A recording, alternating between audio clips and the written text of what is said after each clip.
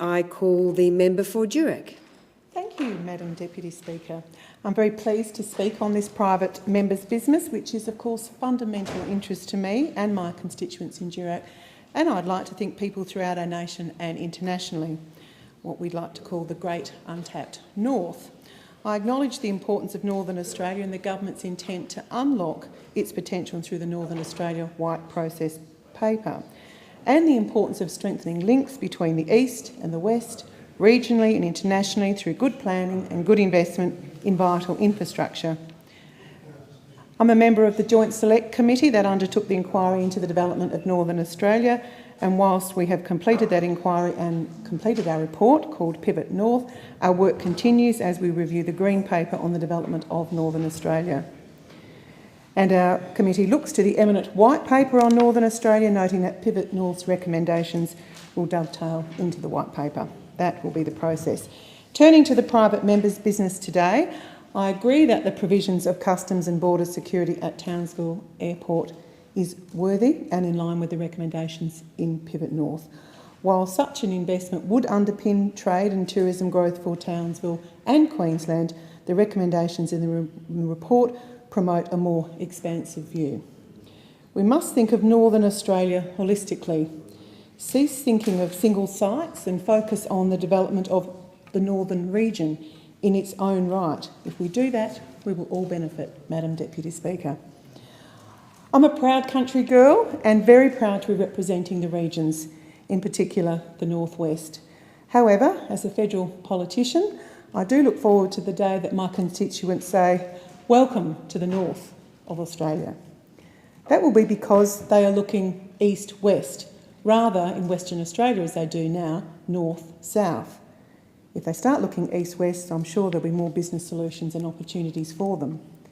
I highlight recommendation 26 from Pivot North that promotes the design and implementation of a 20-year strategy for staged development of capital infrastructure in Northern Australia, including increasing the capacity of ports and airports to facilitate an increase in volumes of traffic and trade. Our airports in the north, including Townsville, Broome, Kununurra, Exmouth, Derby, Darwin, to name a few, should be developed, and I believe they are the key to increase trade and tourism across the whole of Northern Australia. To further illustrate the importance of adopting an inclusive predisposition to the development of North, just thought I'd mention a few of the recommendations from the Pivot North report, such as the creation of a Department of Northern Australia, committing funds to key roads such as the Tanami Road and also national highways, investigate potential for a special economic zone for Northern Australia, development of a tourism strategy for promoting Northern Australia domestically and internationally. And I just pause there as I would like to mention and strongly support the construction and the development of a casino in Karratha as a fabulous tourism opportunity for not only Northern Australia but also for the whole of Western Australia. Investigate transfer facilities for cattle across Australia, very important to the people of Durack, creation of a cooperative research centre for northern agriculture, the design and implementation of a 20-year strategy for staged development of horticulture and agriculture.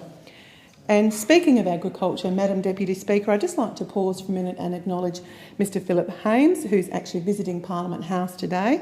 Philip hails from Gogo Station in the Fitzroy region of the Kimberley. Philip is a very passionate and is here to lobby for development of agriculture in the Fitzroy in conjunction with the local Indigenous people. He is indeed a Northern warrior.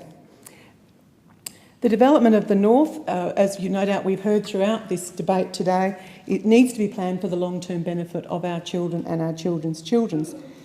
But, let's not kid ourselves. We know that there are impediments, but they can be overcome.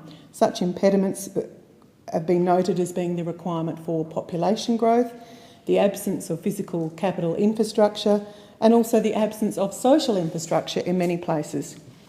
People will need to be encouraged to go to the north and to stay there, because I know, and many of my colleagues who represent people from the northern parts of Australia know that it's a great place to live. And we also know in many parts that there's a high rate of livability.